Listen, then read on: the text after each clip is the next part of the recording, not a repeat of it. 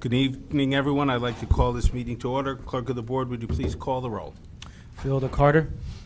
Freeholder Estrada. Present. Freeholder Hudak. Here. Freeholder Jallo. Freeholder Kowalski. Freeholder Mirabella. Present. Freeholder Wright. Present. Vice Chairman Granados. And Chairman Bergen. Here. Chairman, you have 5 freeholders present. Thank you. Would you kindly lead us in the prayer and salute to the flag?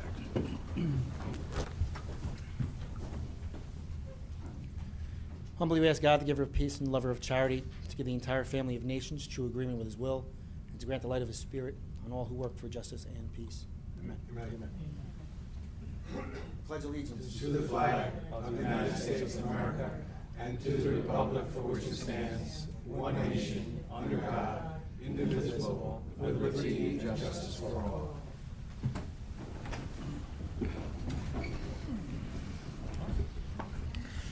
Clerk of the board, please read the statement of compliance with the Open Public Meetings Act.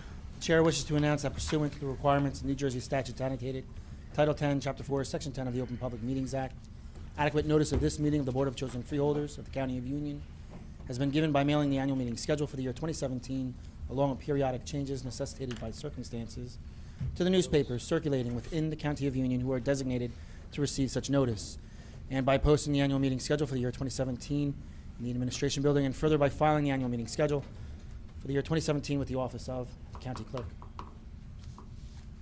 Thank you. Thank you. Tonight we have a presentation being given to our esteemed sheriff, so I would call up Sheriff Joe Cryan and also representatives from the New Jersey State Association of Chiefs of Police.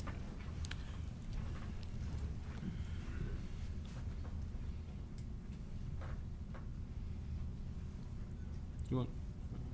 Chairman Freeholder and Freeholders, it is indeed a privilege here to come here tonight to recognize the Union County Sheriff Office as one of the best law enforcement agencies in the state of New Jersey and arguably the entire United States. And I bring proof. I'd like to share that with you.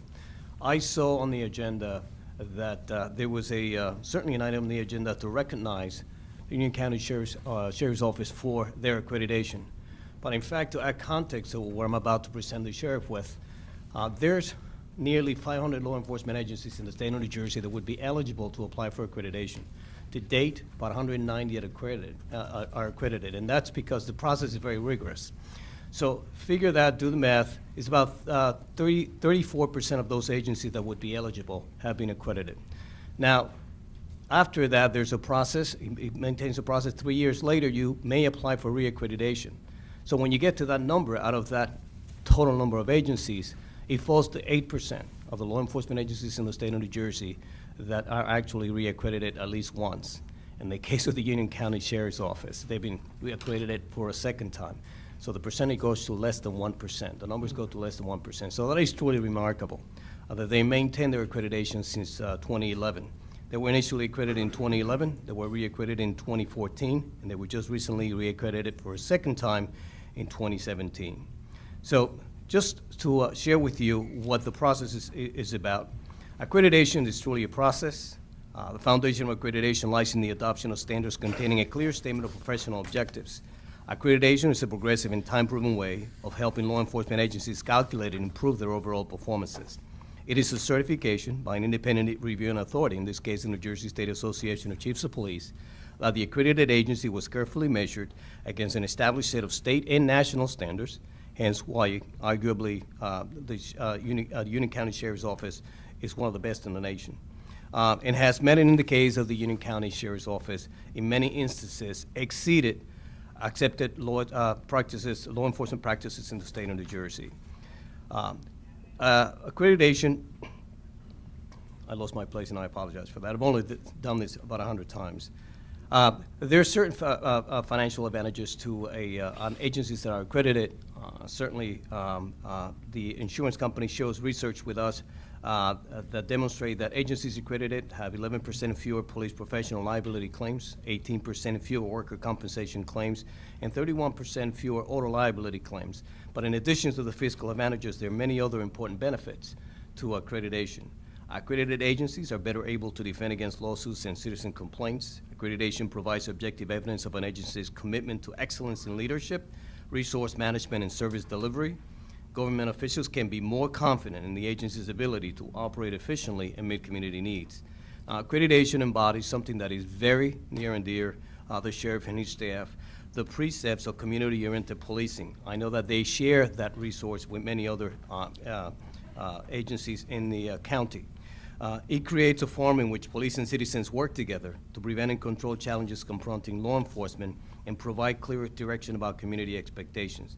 Accreditation tenders give the sheriff a proven management system of written directives, sound training, clearly defined lines of authority, and routine reports that support decision-making and resource allocation. And finally, officers in accredited agencies are able to take pride that they have been objectively recognized for their professionalism and adherence to the highest standards. At the end of that process of 3 years, there's an on-site visit where we come and we make sure that the agency offers tangible proofs to 105 standards, many of which require more than one item of proof. So during that time, a report is generated that eventually goes to the commission and then is held, is shared with the sheriff at the time of a hearing. I'd just like to briefly share with you some of the specifics and some of what the assessors share with us.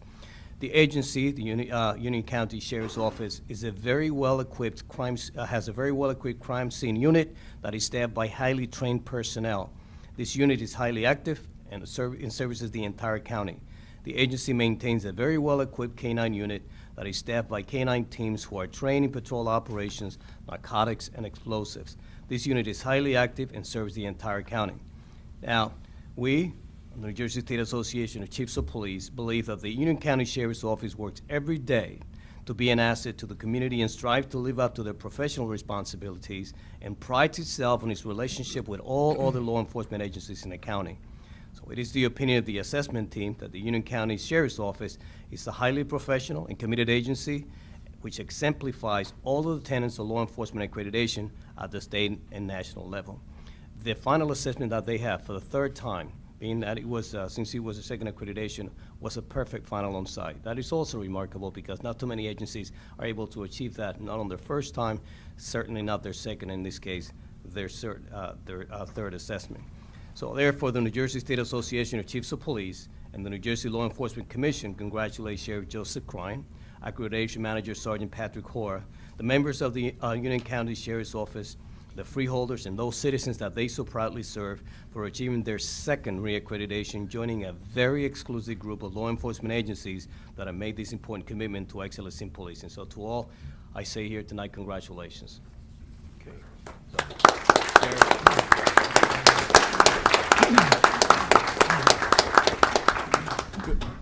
Before I give the sheriff an opportunity to speak, I just want to say, and I'm sure I speak on behalf of the entire board, that we know how wonderful and hardworking your agency is and all of the sheriff's officers, but it's nice to have someone else from outside tell us that as well. So congratulations. Thank Joe. You. Yeah, I don't mind telling you, it is kind of nice to hear that. And thank you, Freeholder, and Harry, thank you. And you know, we adopted and embraced this process early because it gives us an opportunity for continuous improvement, which allows us the opportunity in-house to continue to look at ourselves and to do a better job. We do that with partnerships, and at least a couple times during his statement, Harry talked about the fact that we're well-equipped and well-trained, and that's because of the partnership we have with this Freeholder Board. We are appreciative of that partnership, and it reflects when we go through things like this, and folks from the outside have an opportunity to analyze our performance and give us, frankly, some nice words tonight that we're appreciative of. I'd be remiss if I didn't thank Harry, his dedication, and the chiefs of police, because it's not a kind group at times. They do take a good look at folks. But I wanted to specifically recognize the gentleman to my immediate left. We do our stuff in-house, which means we sit every couple weeks, we look at our processes, anything that didn't go right, we look at why, and we self-analyze, and we look at continuous improvement, as I mentioned. The individual who leads that charge for us is behind me, and Sergeant Pat Hora. And I need to tell you that it's nice to have the suit and take the plaque tonight, but the reality of it is with folks like Pat, that's why we gained the accolades we did, and that's why we do what we do. So I want to thank you, I want to thank Harry, and to all of you, we appreciate it very much. And I do want to tell you just a very quick story that happened today, and then I'll stop. Two of our folks were out doing an eviction today in Union. up on Stratford Road. And Pat Highland and Hurley Jones, who's only a week or so away from his retirement. And when they get there, and they're used to this, they check the gas line, they smell gas. So they go check the meter, and the meter is spinning like a top. They do what they need to do and what they're trained to do, and they make sure emergency personnel responds quickly. It turns out that a gas line was deliberately adjusted, and candles were left lit in the home. Home, I assure you, that when we did the evacuation surrounding the area, there were children in the home next door that clearly would have been affected by what was certainly planned. What I wanted to tell you is we've been in contact with these folks for this eviction since April, trying to find alternative housing, working through social services. Folks like Frank Guzzo's group have been helpful incredibly during these type of processes. They knew we were coming today because we talked to them as recently as yesterday to say, what can we do and what else can we provide? When I see our folks respond in that manner, I realize what a privilege it is to be the sheriff, and I realize what a privilege it is to be noted tonight, but to recognize the performance of our professionals each and every day. So I thank you all for the support, and I want to thank Pat Hoare and Harry again. We appreciate it very much. Maybe we could steal a photo or two with the freeholders, if that's okay. All right, thank you.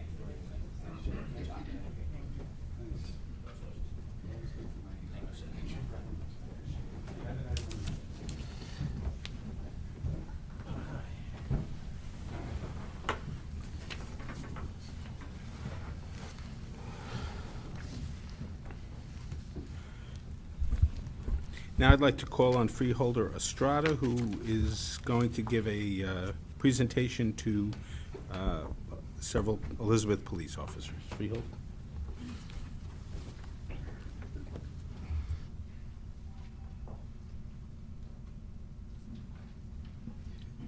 Good evening. First of all, I'd like to call Officer Eric Gora and Officer Luciano Porto, if they would be so kind as coming up to the middle here, please.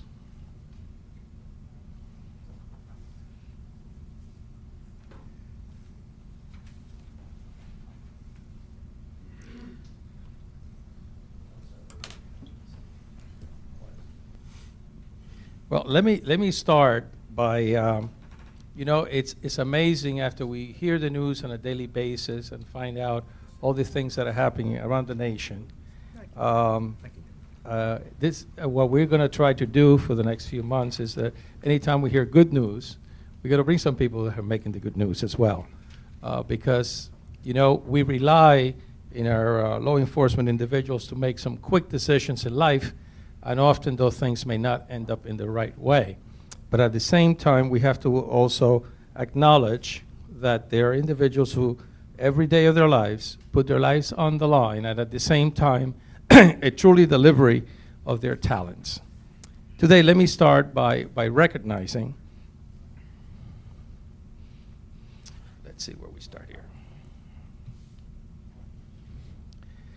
Okay, we'll first start with Officer Gora, and even though that I wasn't going to read all this resolution, I'm going to, because no matter where I went, there was always good things about you and your partner. Now, this. He's here because of you. How does that go? Okay, so this time he owes you one, okay?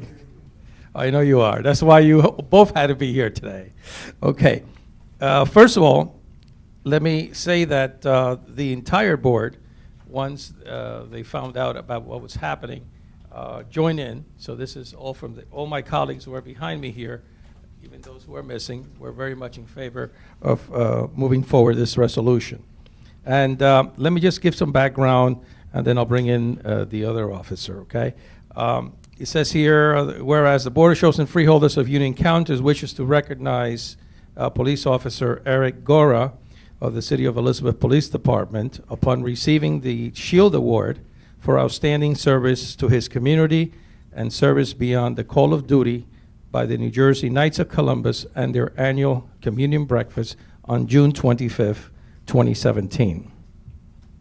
Whereas Eric was born and raised in the city of Elizabeth and a graduate of Elizabeth High School, Jefferson House. My children, my two sons, one son and daughter went to Jefferson House.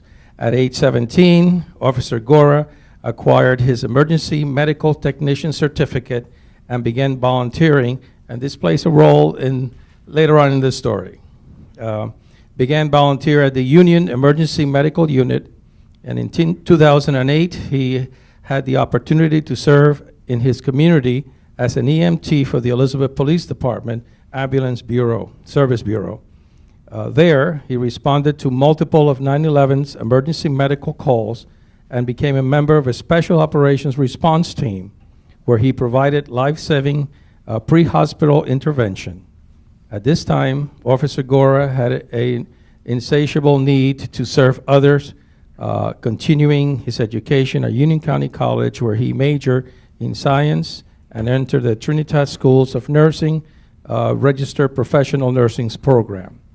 Whereas Officer Gora served as Vice President of the Student Nurses Associations, he headed the Crosswalk Ad Hoc Committee and secured pedestrian crosswalks for the Union County College Kellogg Building in Elizabeth to ensure the safety of his students and faculty.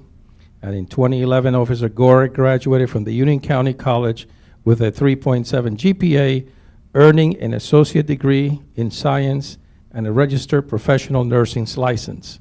He is also a recipient in the Lily Barnstein Memorial Award, which exemplifies leadership, humanity, in the general excellence in nursing practice. Officer Gora began working as an RN in Trinitas Regional Medical Center emergency room. And in 2012, Officer Gora continued to engage, protect, and serve community by becoming an Elizabeth police officer.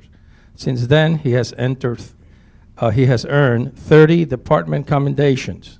This past May, Officer Gora became a member of the Elizabeth Police Department, Emergency Services Units, and Tactical Medic.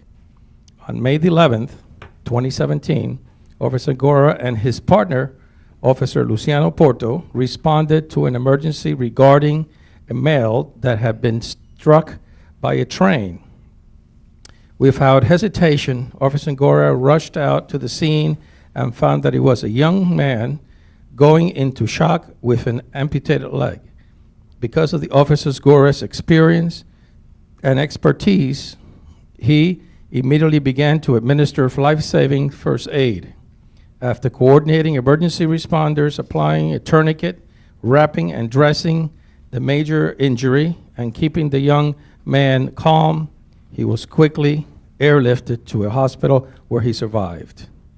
Now therefore be resolved that the Board of Chosen Freeholders of the County of Union congratulates and commends Elizabeth Police Officers Eric Santiago Gora upon receiving the Shield Award for his outstanding actions.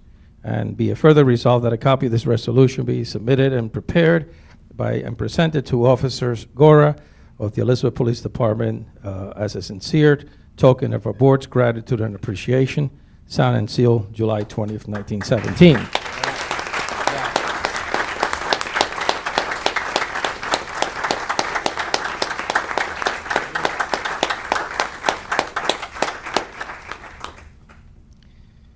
We honestly appreciate that very, very much, because it shows you as an individual with character, in essence, to the that we are all protected by you. I'm a resident of Elizabeth, so I feel even a greater admiration for you and the rest of the officers.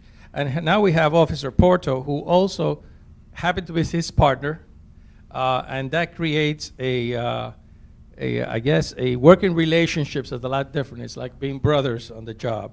And Officer Porto was there with you the same day and also helped you in this process, except that he was not awarded a shield because that's not what normally happens.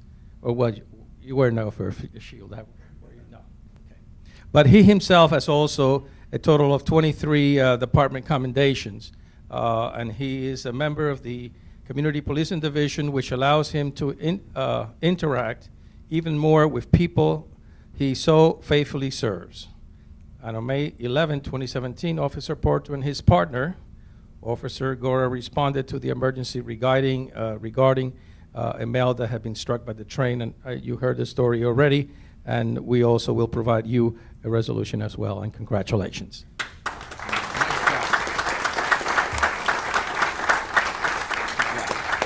Will you care to say a few words?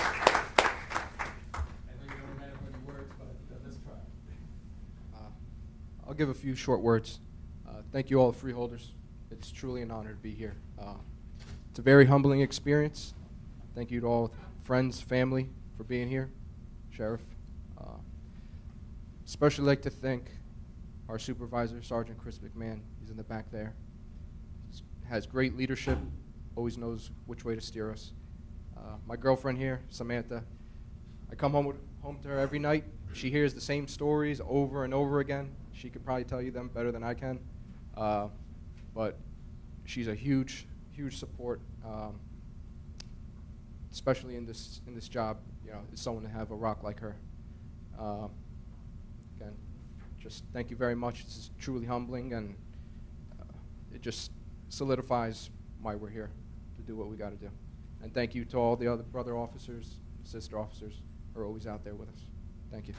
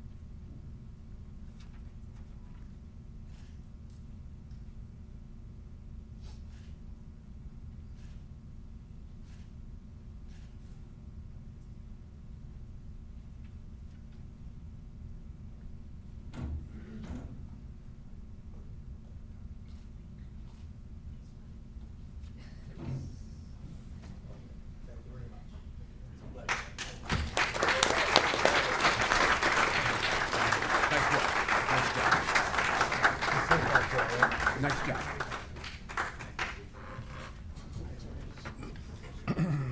Good job.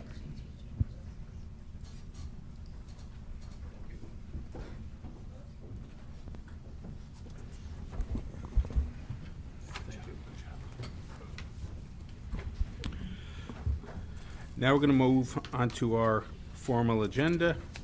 First of all, may I please have a motion to approve communication? So moved, Mr. Chairman. Second. Moved by Freeholder Mirabella, seconded by Freeholder Hudak. Clerk of the Board, would you please call the roll? Freeholder Estrada, Yes?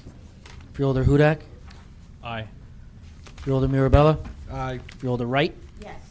and Chairman Bergen. Yes. Chairman, you have 5 votes in the affirmative. Thank you. First order of business tonight is an ordinance for adoption. Clerk of the Board, would you please read the ordinance by title?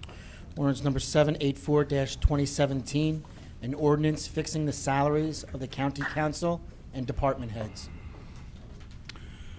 Thank you. At this time, I open the meeting for purposes of public comment on the pending ordinance 784-2017 only. Please, when you come to the mic, state your name, town of residence, and remember our 5-minute time limit on comments. Is there anyone in the public who wishes to comment on ordinance number 784-2017 only?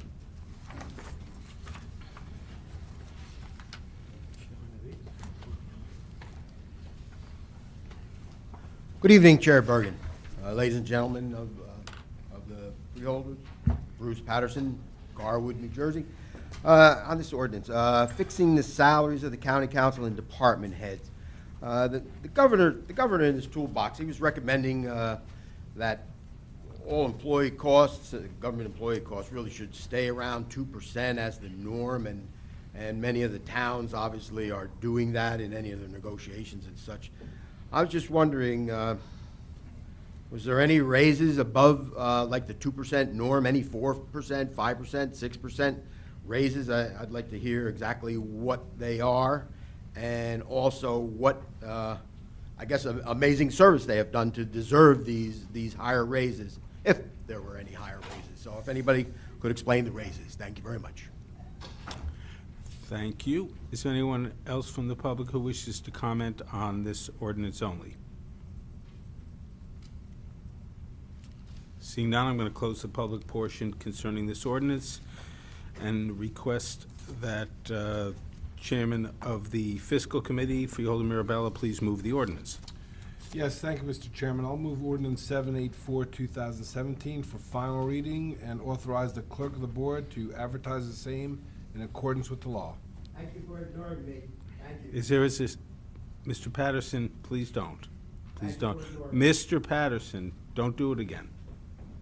Is there a second to this motion? Second. Moved by Freeholder Mirabella, seconded by Freeholder Hudak. Clerk of the board, please call the roll. Freeholder Estrada? Yes. Freeholder Hudak? Aye. Freeholder Mirabella? Aye. Freeholder Wright? yes, And Chairman Bergen. Yes. Chairman, you have 5 votes in the affirmative. Thank you. We now have a second ordinance for final hearing and adoption.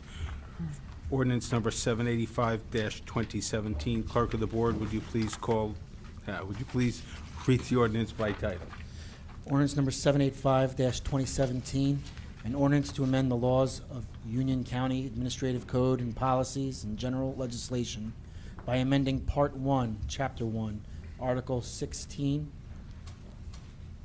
Department of Human Services, Article 20, Department of Correctional Services, Article 24, Department of Economic Development, Chapter 49, Fees, Article 5, Engineering and Public Works Fees, to add Section 49-10, Chapter 100, Personnel, Article 16, Employee Handbook, and Chapter 128, Smoking Policy. Thank you. I now will open the meeting to the public for comment on ordinance 785-2017 only. Once again, if you wish to comment on this ordinance, step up, give your name, town of residence, and please recall the 5-minute time limit. Any member of the public who wishes to comment on ordinance 785-2017 only? Good evening, Chair Bergen, ladies and gentlemen of the Freeholder Board, Bruce Patterson, Garwood. In regards to this ordinance, I mean, I can ask a general question as to, could you explain exactly what what is being changed in here? But obviously, I mean, it doesn't make a difference what question I ask because you're going to ignore me anyway. I don't even why even bother allowing the public to come up and ask questions on these ordinances. And actually, if I did ask the question and you answered it, of course I'd be even more mad saying, well, you're answering this one, but you didn't answer the other one. So, I mean, you could either not answer it. I guess it's more of a comment that I'm making, but it's basically, I come here and I ask questions, and hopefully it's going to be informative. You actually come up and say, the public's welcome to come into the freeholder meetings and ask these questions on these ordinances. And yet, so we're here, we comment, we get ignored, we go home. I probably should cry, but I'm not going to cry. But I mean, it's just I come here and I just all I do is see a bunch of chuckleheads up there. That's all I see, and I'm not even going to bother Mr. Patterson. asking the question. So. Thank you. And thank you. Any other members of the public who wish to comment on the pending ordinance only? Seeing none, we'll close that portion of the meeting, and I'll ask that the Policy Subcommittee Chairman, Freeholder Hudak, please move the ordinance. Thank you, Chairman. I move ordinance 785-2017 for final reading and authorize the clerk of the board to advertise the same in accordance to the law. May I please have a second? Second, Mr. Chairman. Moved by Freeholder Hudak, seconded by Freeholder Mirabella. Clerk of the board, please call the roll. Freeholder Estrada? Yes. Freeholder Hudak? Aye. Freeholder Mirabella? Aye. Freeholder Wright? yes, And Chairman Bergen. Yes. Chairman, you have 5 votes in the affirmative. Thank you. We now move on to ordinances for introduction. First one being ordinance 786-2017. Clerk of the board, would you please read the ordinance by title? Ordinance number 786-2017, bond ordinance to amend the following bond ordinances previously adopted by the Board of Chosen Freeholders of the County of Union, State of New Jersey. 1, bond ordinance number 740-2012, adopted on September 13th, 2012, as previously amended by bond ordinance number 760-2014, adopted on October 9th, 2014. 2, bond ordinance number 752-2013, adopted on August 22nd, 2013, as previously amended by bond ordinance number 760-2014, adopted on October 9th, 2014. And 3, bond ordinance number 759-2014, adopted on September 11th, 2014. Thank you. I would now call upon Fiscal Chairman Freeholder Mirabella to move the ordinance for introduction. Thank you, Mr. Chairman. I'll move ordinance 786-2017 for first reading and authorize the clerk of the board to advertise the same in accordance with the law. The public hearing and final reading will be held on August 17th, 2017.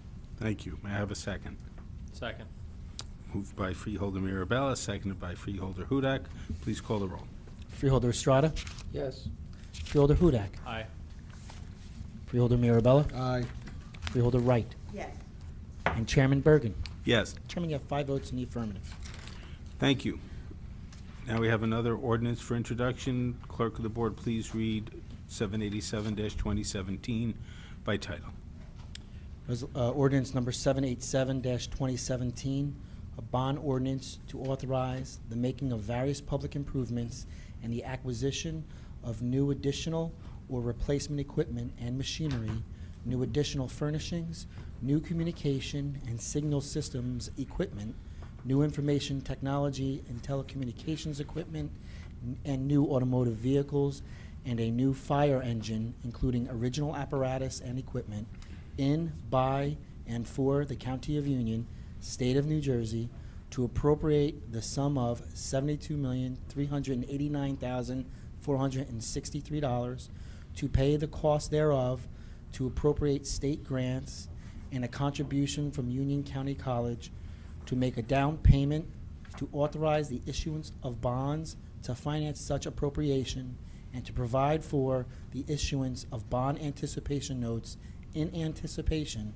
of the issuance of such bonds. Thank you. Once again, I will call upon Fiscal Chairman Freeholder Mirabella to move the ordinance.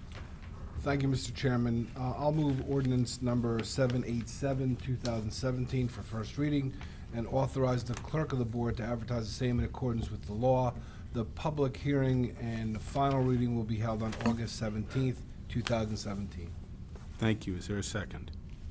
second, Moved by Freeholder Mirabella, seconded by Freeholder Wright. Clerk of the board, would you please call the roll?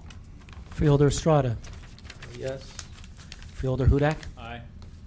Freeholder Mirabella? Aye. Freeholder Wright? yes, And Chairman Bergen. Yes. Chairman, you have 5 votes in the affirmative. Thank you. We now move to that portion of our meeting where we consider pending resolutions. Members of the public who wish to comment on any of the resolutions pending for adoption only, please step forward, give your name, town of residence, And please state which resolution you're addressing, and please remember there is a 5-minute time limit. Anyone wishing to address pending resolutions only, please step forward.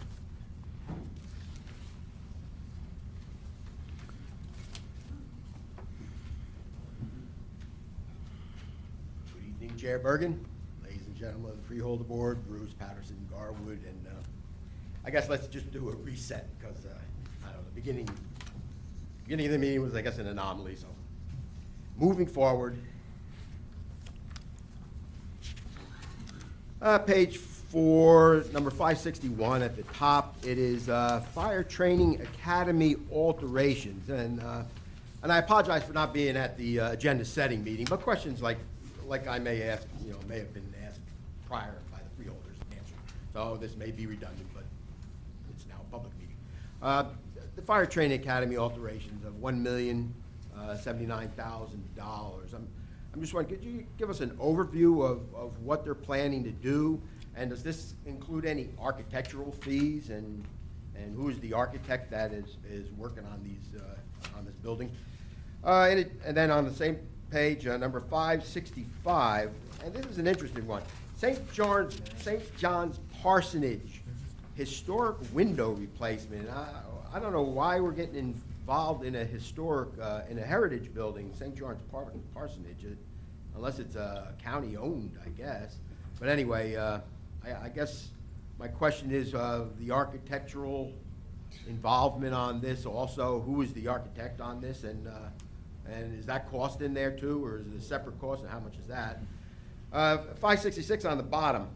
The only real item I got is it's $1 million, a round number, $1 million. And it's just odd that numbers like that come out, $1 million.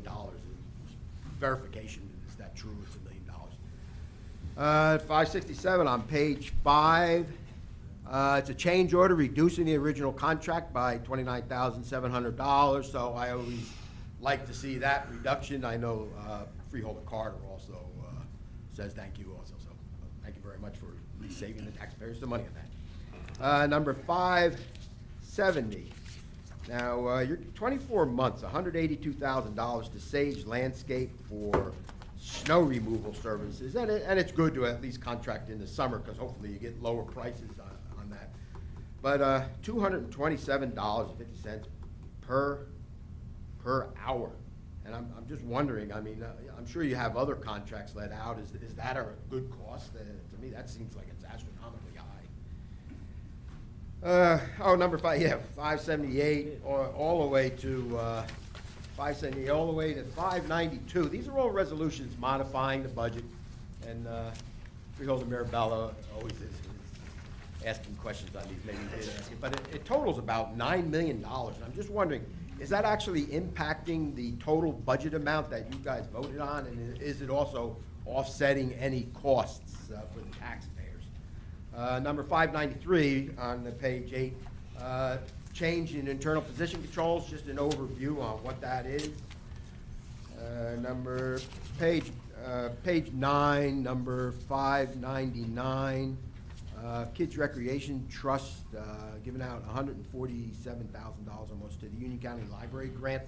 I'm just wondering, the towns actually fund the library. I don't know why you guys are giving out grants. It seems to be extra money, but I guess maybe the towns aren't funding properly. Probably just one more. Number, on page 10, number 607, 608, it's a $732,000 and a $3,120,000. And it has to do with workforce. That's around $4 million. I guess are these just, it's $4 million. Is that like a pass-through grant coming from the state or the federal government? That's a question. So, and that's it. Oh, I guess, one more. And I don't know if anybody's ever going to point it out, but Manager Alpha Yellow, he's being chosen as 2017 Citizen of the Year by the Elizabeth chapter of Unico, and I also congratulate him. Thank you. Okay. Thank you, Mr. Patterson. Deputy County Manager Wagner, maybe you could address 607 and 608. I think the question was whether those were pass-through of grant funds. Yes, they are. Thank you.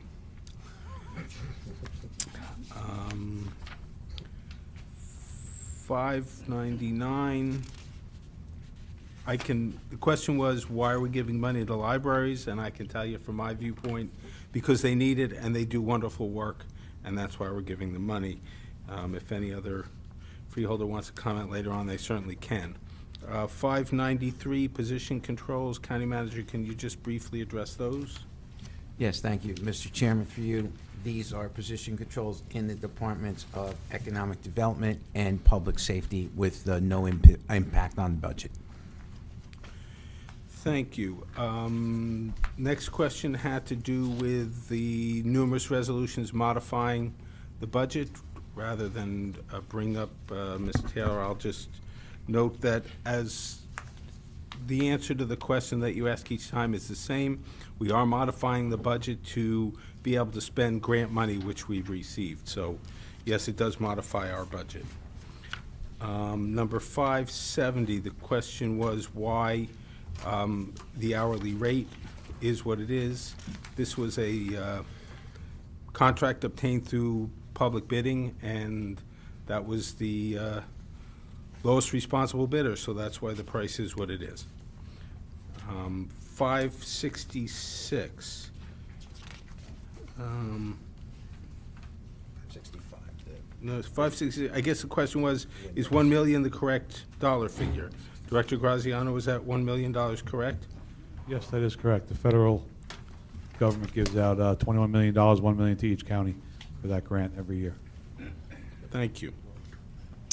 565, Director Graziano, I think the question was whether there was architecture work involved in that, and also whether the county owns that building. Yes, the county does own that building, and yes, there was architecture done, and it was done by Netta Architects. I don't have their cost right now. This was also a public bid, and that's what this number is. And this was also a project approved by SHPO, NJ SHPO. And the current contract being awarded does not include architectural fees, correct? No, yes, that's correct. It does not. Okay. Thank you. You're welcome. And then I think the first one was, 561 concerning the fire academy. And I guess the question also was whether there were architectural fees involved in that contract. Director Moran. Through you, Chairman. The architect on this project is the Musewell Group, and architectural fees are not included in this. This is just for the repair of over 30 years of use of that building. Thank you very much. Are there any other members of the public who wish to come forward and comment on pending resolutions only? So please step forward at this time. Seeing no one else, I will close that portion of the meeting and ask for a motion, please, to adopt resolutions 2017-557 through 2017-630. So moved. Second. Moved by Freeholder Hudak, seconded by Freeholder Mirabella. Clerk of the Board, kindly call the roll. Freeholder Estrada? Yes. Freeholder Hudak? Aye. Freeholder Mirabella? Aye. Freeholder Wright? Yes. Chairman Bergen? I abstain on resolutions 2017-574 and 2017-597, and vote yes on the remaining resolutions. Chairman, you have 5 votes in the affirmative for all resolutions with the exception of 2 resolutions. Resolutions number 2017-574, 2017-597. We have 4 votes in the affirmative with 1 abstention. Thank you, Mr. Clerk. Now we turn to that portion of the meeting where we open up to the public for comment on any governmental issue that a member of the public feels may be of concern to the residents of the county. Once again, please give your name, town of residence, and remember the 5-minute time limitation. Anyone wishing to address the board, please step forward at this time.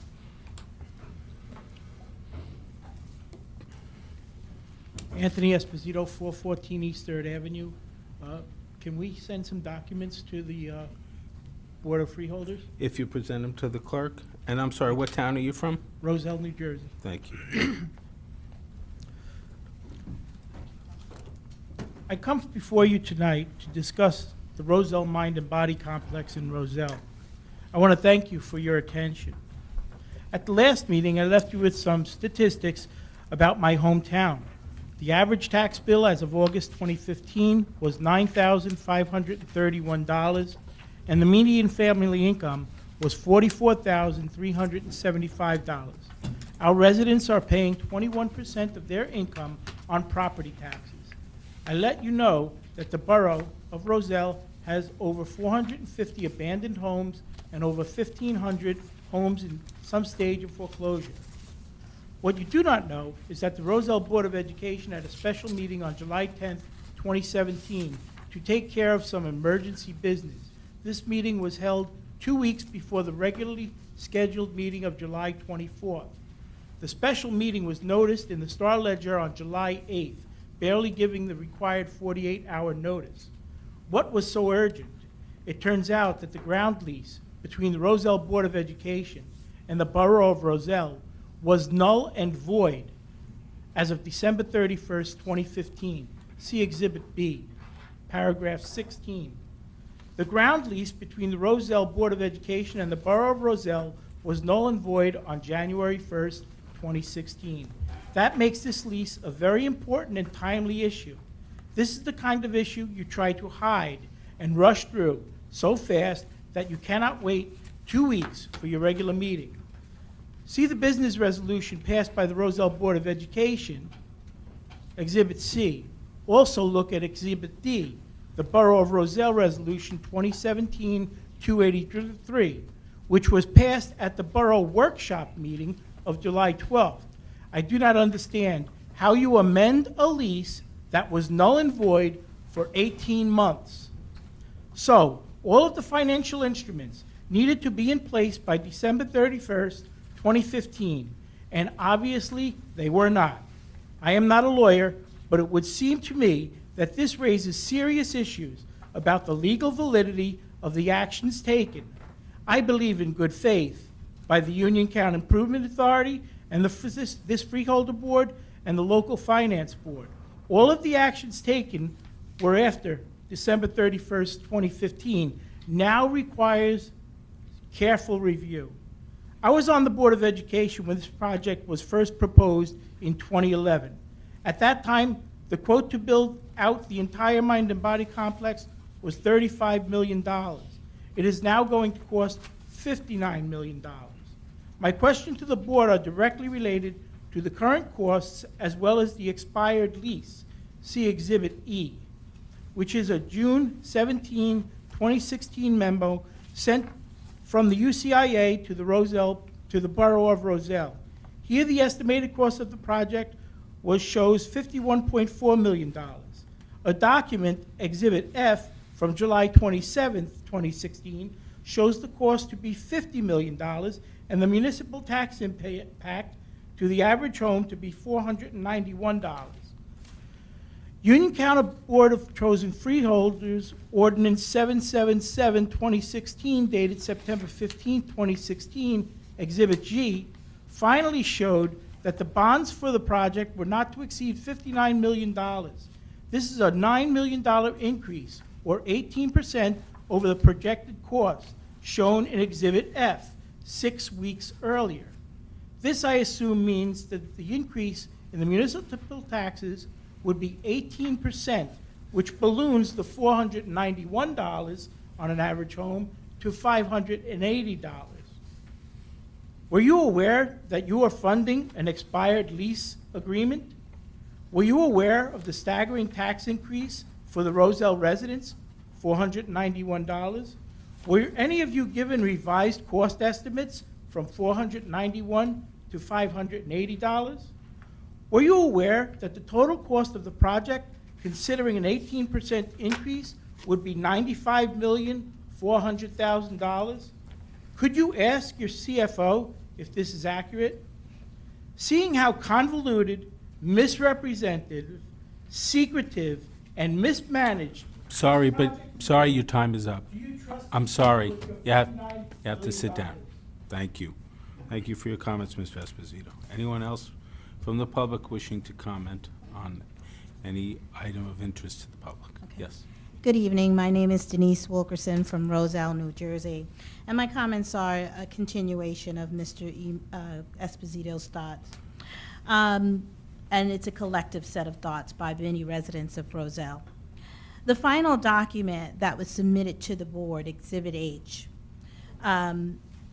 is from the Union County Improvement Authority. The document outlines the developers on the Mind and Body project.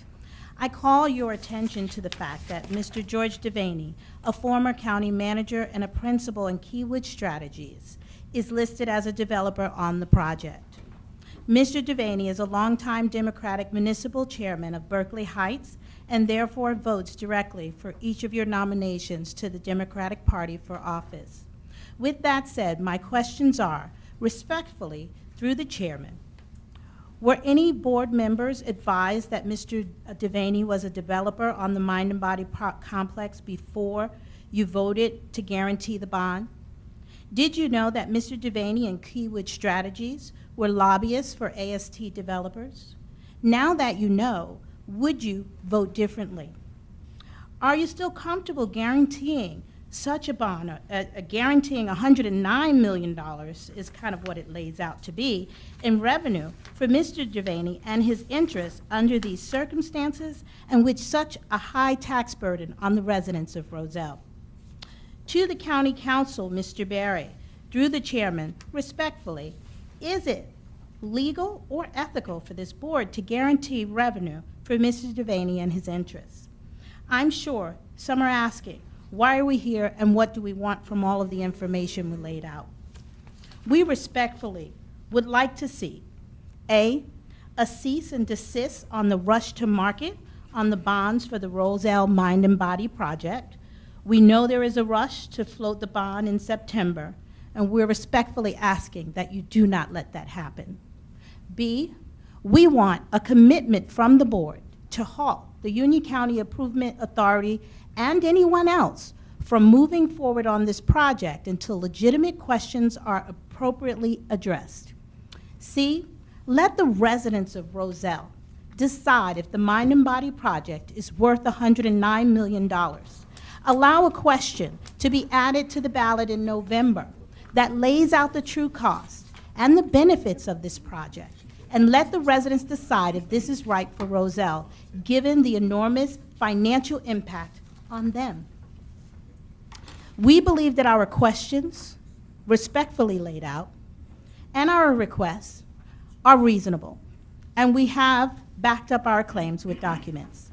It is clear that this board did not have the real cost estimates when you originally voted, and we understand that. But we ask that now, with new information, that you do what's fair for the residents of Roselle. Give them a chance to make an informed decision on the project that will significantly increase their taxes and in some cases cause residents to lose their home. We're already in a foreclosure crisis in Roselle with over 1,600 homes in some state of foreclosure and 450 homes currently abandoned. We trust that you will do the right thing by the people who put their trust in you. I thank you so much for your time and your attention. Thank you, Ms. Wilkerson. Anyone else in the public wishing to address the board? Maria Hegner, Roselle, New Jersey. I'm coming as a citizen of 25 years in Roselle. I came from originally Newark and then lately Kearney, and then I came to Roselle, and I love Roselle. And since the 25 years, it's getting worse and worse by the minute. Taxpayers are being burdened by the taxes that are unbelievable. The assessments haven't been done since 1980s. So we need an assessment desperately. And with this Mind and Body project coming along, it's going to burden them even more. As a PTO parent for 20 years, yes, 20 years, and my children have graduated since then, but I'm still at the PTO in Polk School, I have gone through parents being homeless, living in their cars, the principal and the PTO trying to struggle over the weekend to find a shelter opened for them and their children, which is heartbreaking. Just 2 weeks ago, a parent came home from work and her belongings were outside on the curb because the sheriff had closed the doors on them. So this parent and their children were left homeless. And this just because our taxes are so high. I ask you, the freeholders of this whole county, to please take into consideration that we, the people, need to have a voice on this project. Please put it out for referendum. Let the citizens decide whether or not they want this gigantic project. This county has already built this skate park in Winneco Park. We have a recreation, just not too long ago. Why are we going to open up another recreation this badly in this recession? Please give it time, think of the people, and please also note that Polk School has 82% of free or reduced lunch. Our children are in need. They go home hungry, and our PTO parents have made sure that every single child goes home with a weekend package to have something to eat. 82% of our children are getting free and reduced lunch. So let me tell you, if they can't afford food, they can't afford a roof over the head with this high increase of property taxes and this burden that you're putting us on for. Thank you. Thank you very much for your comments. Is there anyone else in the public wishing to speak?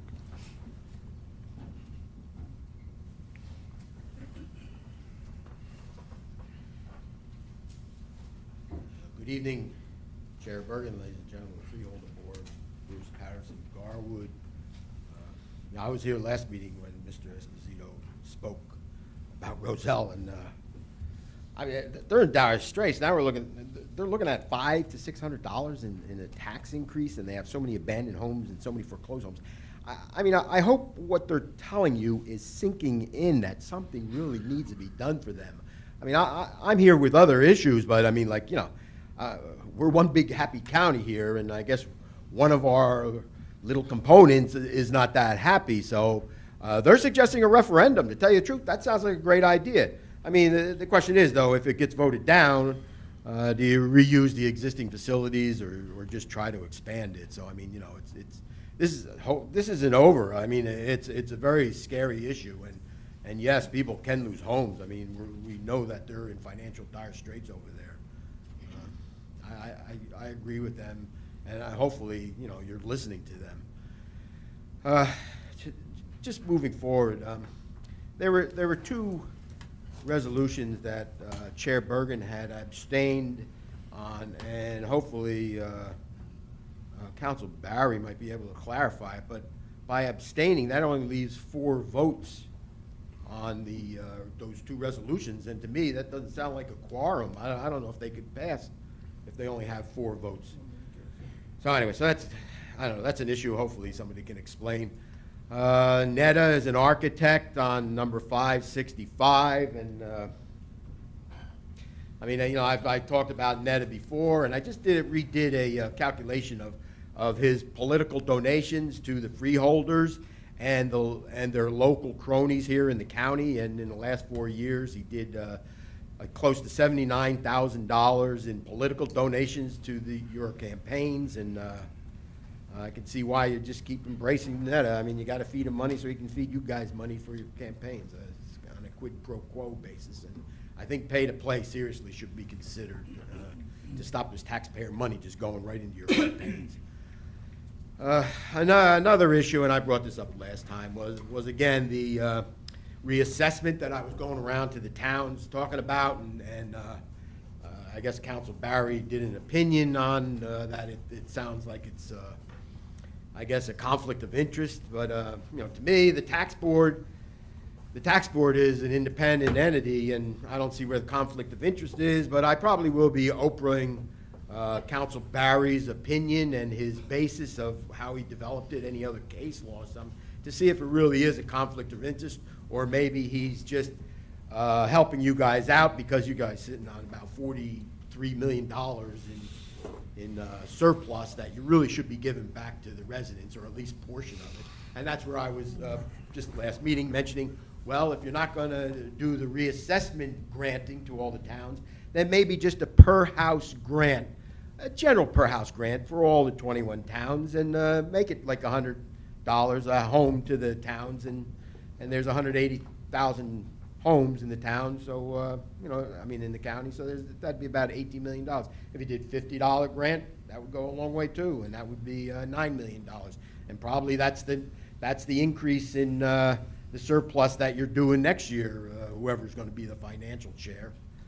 I have my issues on that, of course, but I guess that's about it. They mentioned the UCIA, and I guess just for the public's knowledge, you know, the fellow Freeholder Sullivan, who was appointed to the UCIA, as soon as he got in, he started pocketing extra money into his pocket that was unauthorized by the board. He was found out by the Union County Watchdogs, who John Burry represents, and he's here.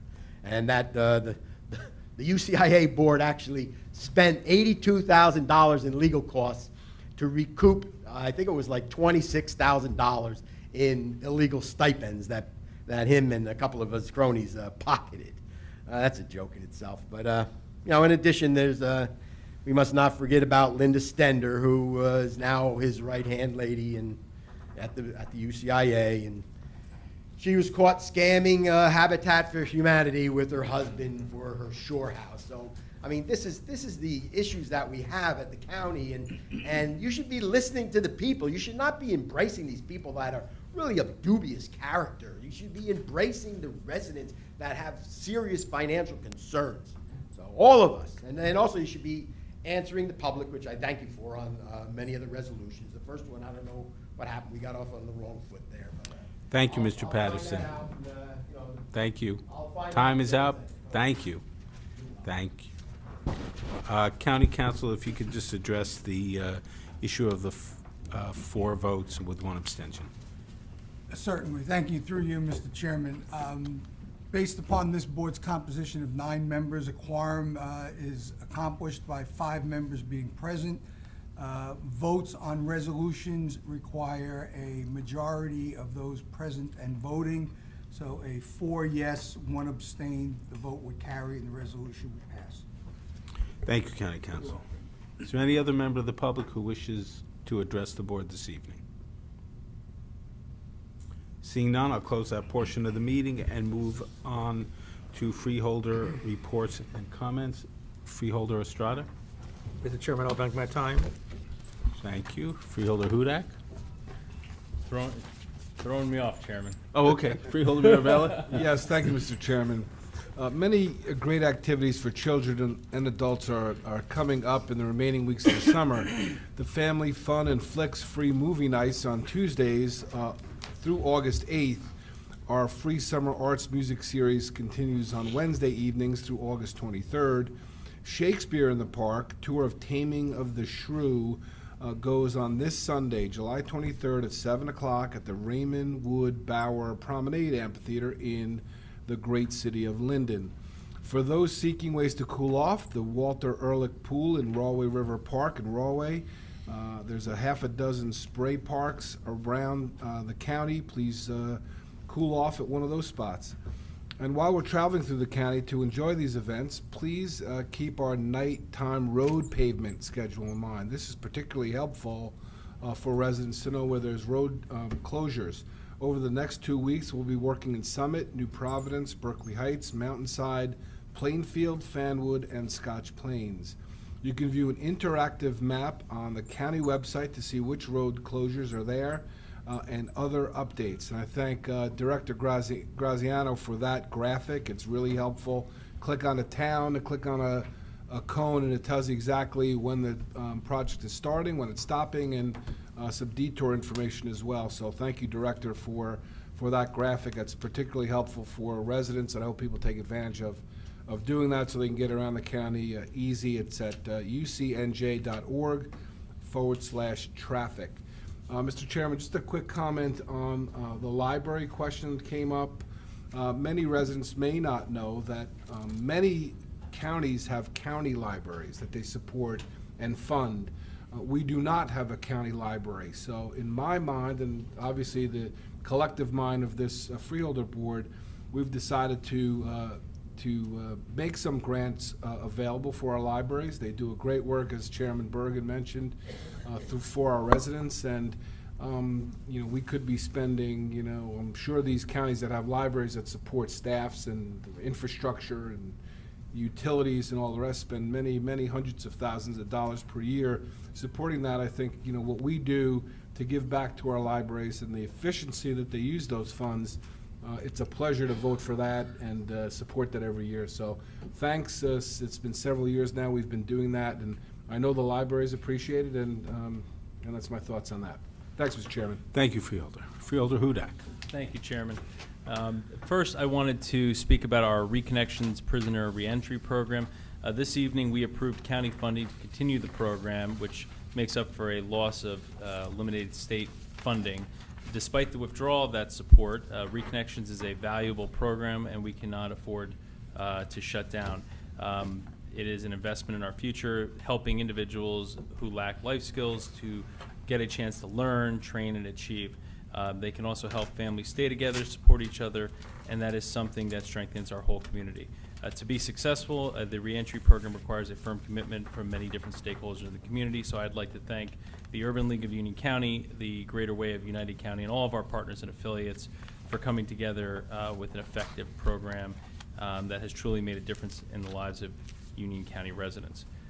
Secondly, I will not be at the August 17th meeting, which I encourage everyone to attend. It'll be at Donnybrook, I'm sure. But it will be, and I asked permission before making these comments, it will be the last meeting of Director Frank Guzzo. And so, as this is my opportunity, I'm going to embarrass him this evening. 1857, Union County was established. A few years later, they established the Department of Human Services and hired Frank Guzzo to run it. I've been on this board for 7 years, and I knew Frank a little bit before I joined the county through a mutual friend. I'd worked for Joe Saliga, who's a friend of Frank's, and so I knew Frank a little bit. Many times Joe would blame Frank for things, and this is screwed up in Union County, blame Frank Guzzo. So that was sort of my point of reference. But then also when he needed help with something in Union County, he'd go to Frank Guzzo.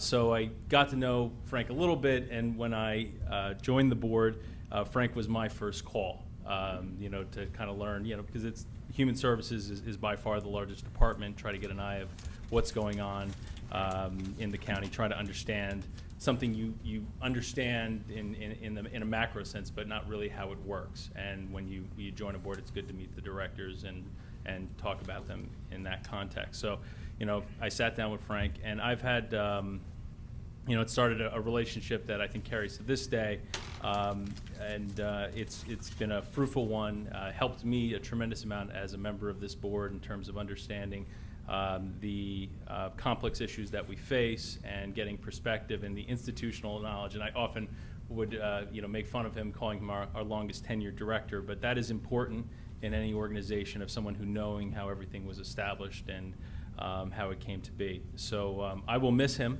and he is retiring at the end of next month. I do appreciate the work and the service he's given Union County. I'm sure he will be embarrassed next month by other members of the board, as well as he rightfully should be. We appreciate your service, Frank. I know the residents do as well, and I do expect you to know your resolutions inside and out next month for the agenda meeting I will be at, because you will be getting many questions from me. But we do appreciate your service, and congratulations, Frank. Thank you.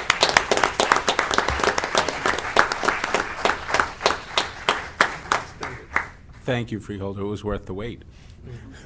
Freeholder Wright. Thank you.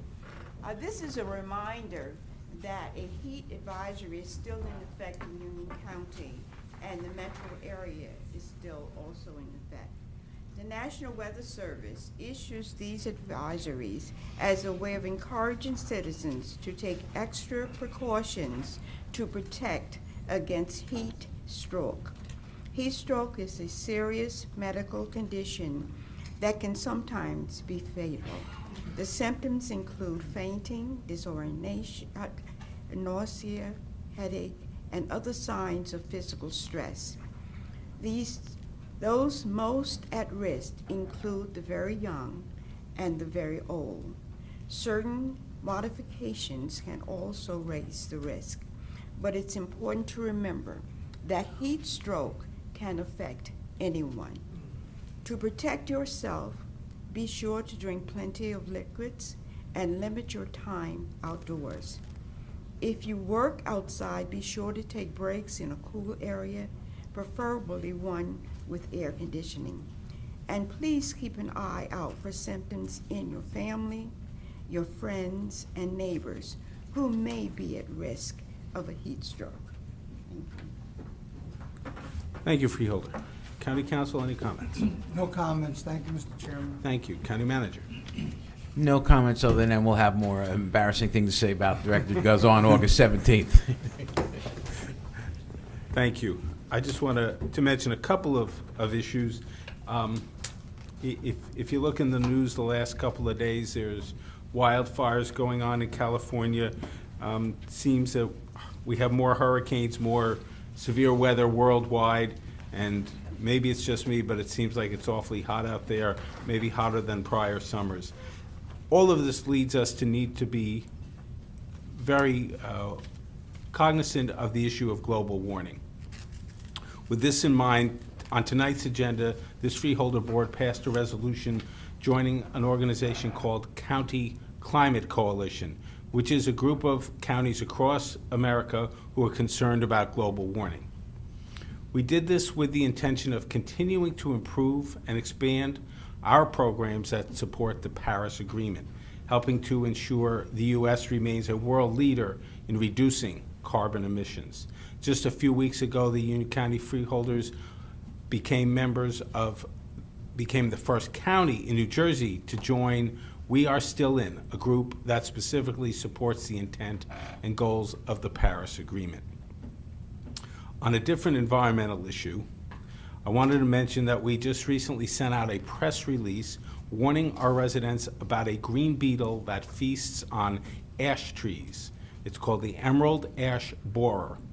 This invasive bug is now making its way across New Jersey, killing thousands of ash trees, and is expected to land soon in Union County if it hasn't already.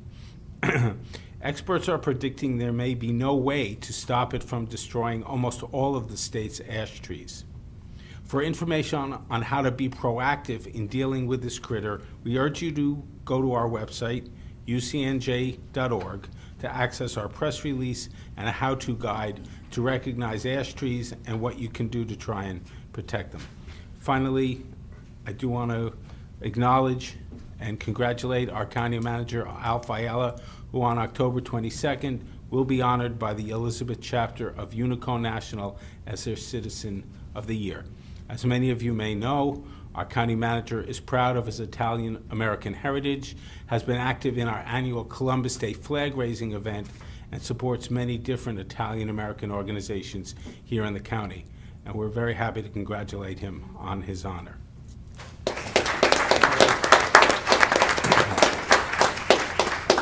Anyone who wants more information on that event, which again is October 22nd, can call 908-925-9211.